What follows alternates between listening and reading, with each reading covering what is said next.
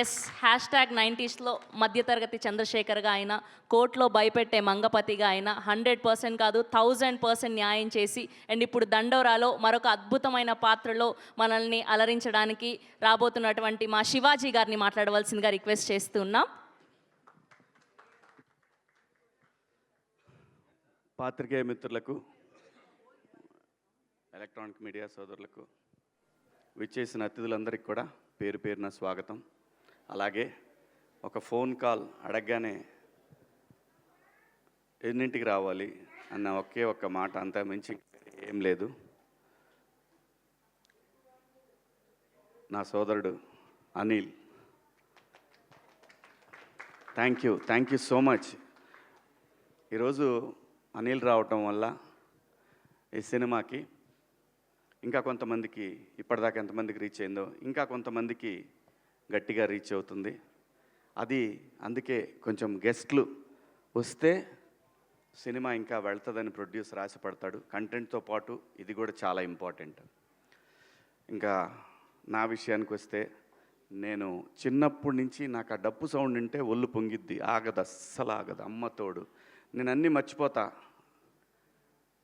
అసలు నేను ఆగలేను. చిన్నప్పుడు ఊర్లో మాకు సముద్రయ్య అని ఒక అతను ఊళ్ళో ఏది జరిగినా డప్పేయటానికి వచ్చేవాడు.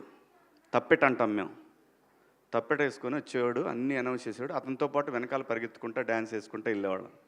అది నరనరాల్లో జీర్ణించిపోయింది. సో అందుకే ఎవరిని ఇబ్బంది పడి ఉంటే సారీ. మా సినిమా కూడా దండోరా కాబట్టి ఏం పర్వాలేదు, ఈ సినిమా కోసం ఆ మాత్రం చేయొచ్చు. దండోరా ఈ సినిమా తర్వాత ఈ సినిమా ప్రొడ్యూసరు నా దృష్టిలో ఇంకా యూత్ బాయ్ నైట్ లైఫ్లన్నీ వదిలేస్తే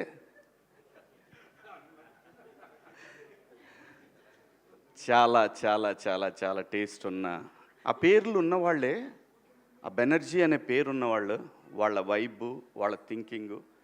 నేను ఇండస్ట్రీలో తిలక్ గారు అనే ప్రొడ్యూసర్ ఉండేవారు, ఆయన పూర్తి పేరు కూడా బెనర్జీ గారు అని ఉండేది.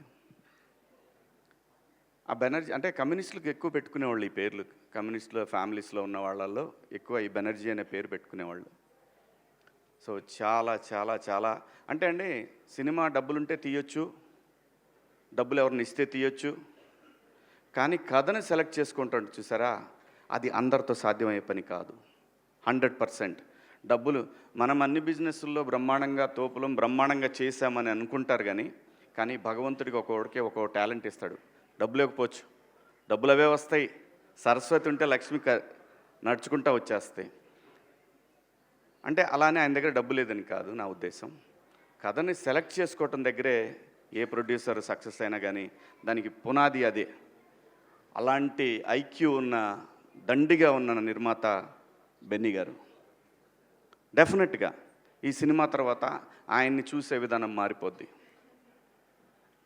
అలాగే దర్శకుడు, సినిమా అంటే ఎవరికి ఇష్టం ఉండదండి, ఎవరికి ప్యాషన్ ఉండదు.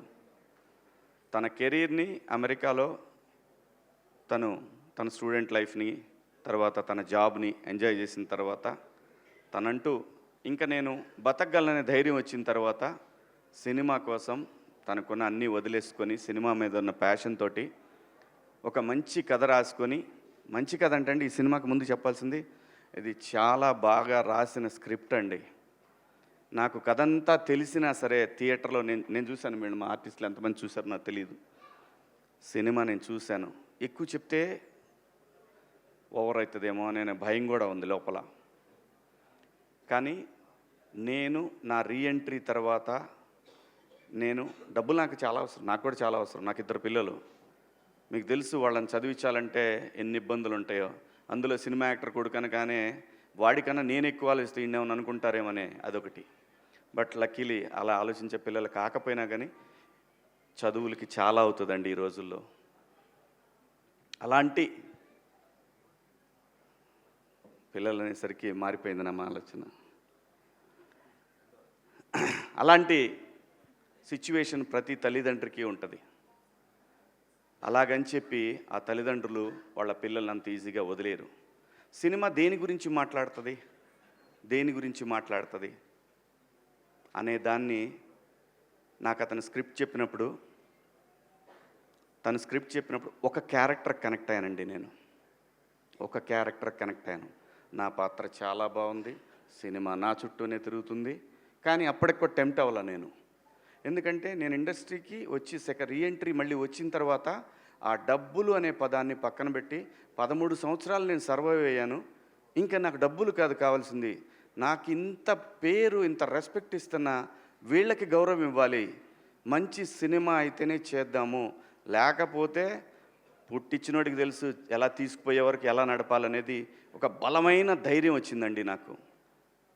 అలా అతను చెప్పిన ఆ కథని విన్న తర్వాత నేను బిగ్ బాస్ హౌస్ నుంచి వచ్చిన తర్వాత నా 90s రిలీజ్ అయిన తర్వాత నేను ఫస్ట్ ఒప్పుకున్న సినిమా కూర్మనాయక. అది చాలా గ్రాఫిక్స్తో ఉన్న సినిమా. ఒక నెగిటివ్ క్యారెక్టర్ నాది, నాకు బాగా నచ్చిన కథ అది. దాని తరువాత కోర్టు కాదండి నేను ఒప్పుకుంది, ఈ సినిమా.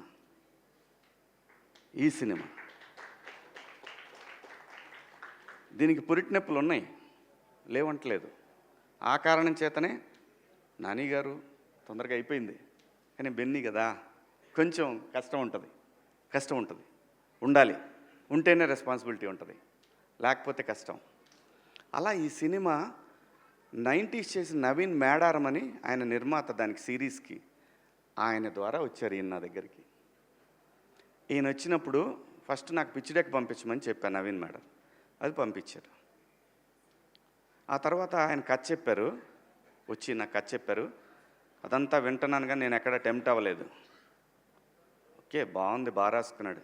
ఎప్పుడైతే ఒక పాత్రను ఇంట్రడ్యూస్ చేశాడండి, అక్కడి నుంచి సినిమా లెవెల్ కూడా ఎవరెస్ట్ శిఖరంలాగా వెళ్ళిపోద్ది అనమాట. ఆ ఎవరెస్ట్ శిఖరంకి వెళ్ళిన తర్వాత బయటకు వచ్చే హై ఉంటుంది చూసారా, ఆ హై మీరు ఇందాక చూసిన తమ్ముడి డ్యాన్స్ చాలా బాగా రాసుకున్నాడండి. నిజంగా నేను అమితంగా ప్రేమించేమీ మాట్లాడట్లేదు.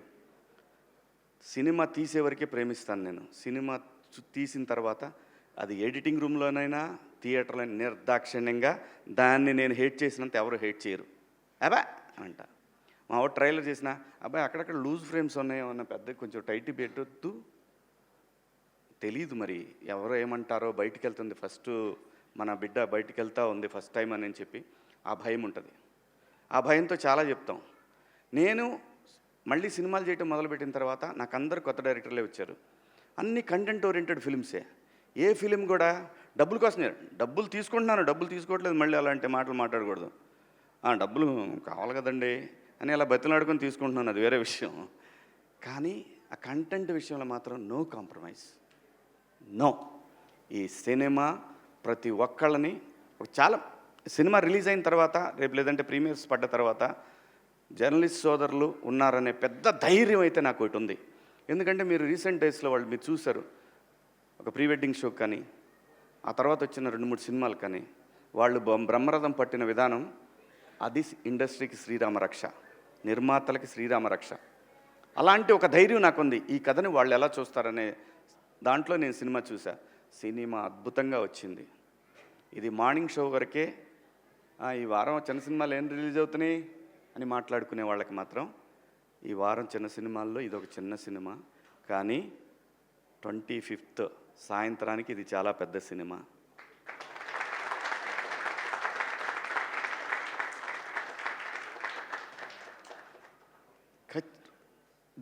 అంటే ఏ రేంజ్ అనేది నేనేమని చెప్పడానికి, అందరికీ నచ్చే సినిమా, 10 మందికి చెప్పే సినిమా. ఇందాక అనిలు నేను ఒక విషయంలో మాట్లాడుకున్నప్పుడు ఈ సినిమా మనం మన తాతల నుంచి చూస్తున్నాము, మన నాన్నని చూసాము, మనము చూసాము, మన తర్వాత జనరేషన్స్ ట్విట్టర్లో కులం గురించి కొట్టుకునేది చూస్తున్నాము. ఎన్ని తరాలైనా మారిన ఈ అంశాన్ని ఏదో ఒక తరం వదిలేస్తానే దాంతో ఈ తరం ఫైట్ చేయాల్సిందే తప్పదు. ఆ కులం గోడ చుట్టూ ఉన్న ఒక మ్యాజిక్ ఉంది ఈ సినిమాలో.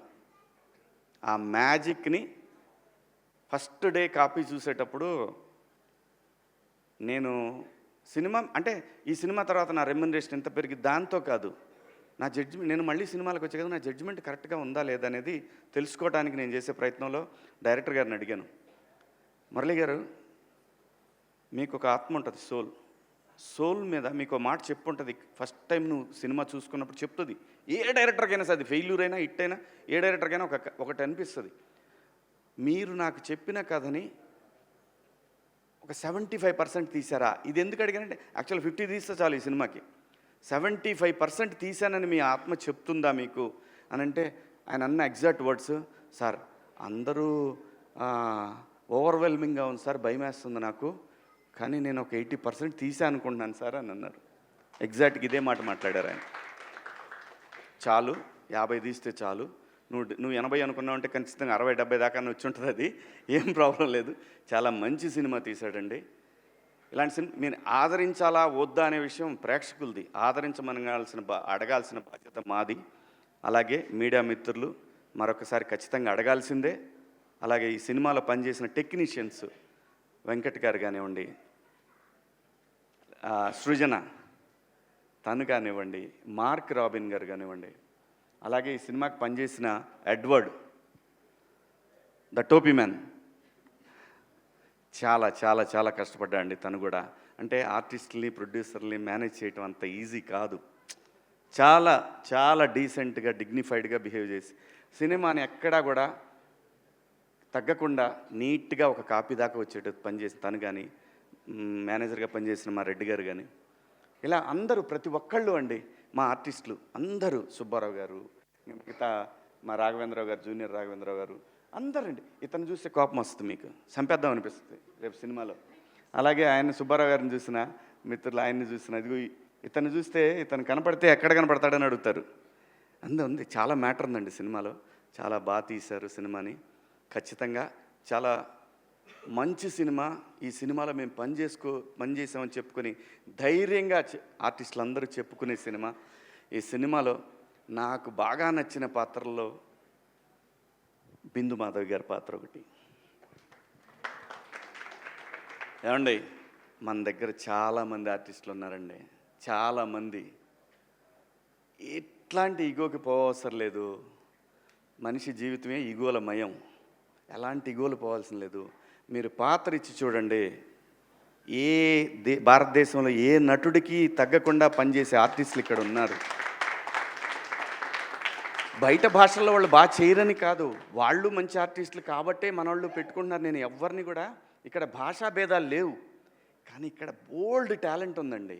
చాలా కుప్పలు తెప్పలు టాలెంట్ ఉంది. నందు కానివ్వండి, మా తమ్ముడు చింపి చాట చేశాడు సినిమాని. అలాగే రవికృష్ణ, మణిక, మీ ఇద్దరు పేరు తలకాయ నొప్పి నాకు ఈ సినిమాకి. Monika, Robin Singh, Robin Hood లాగా. ఆ అమ్మాయి ఒక్క షాట్ మీ జీవితాంతం మర్చిపోలేరండి. ఆ అమ్మాయి చేసిన ఒక షాట్, అయ్యి బాబోయ్, అసలు మామూలుగా ఉండదు.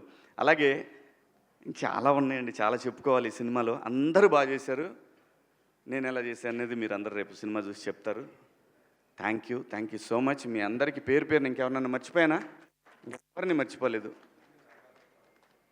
ఆ అమ్మాయి ఇంక సింగర్గా మిగలదు, యాక్టరే, ఖచ్చితంగా యాక్టరే. ప్రతి ఒక్క ఈ సినిమాలో ఒక్క పాత్ర కూడా వేస్ట్ పాత్ర అనేది ఉండదు.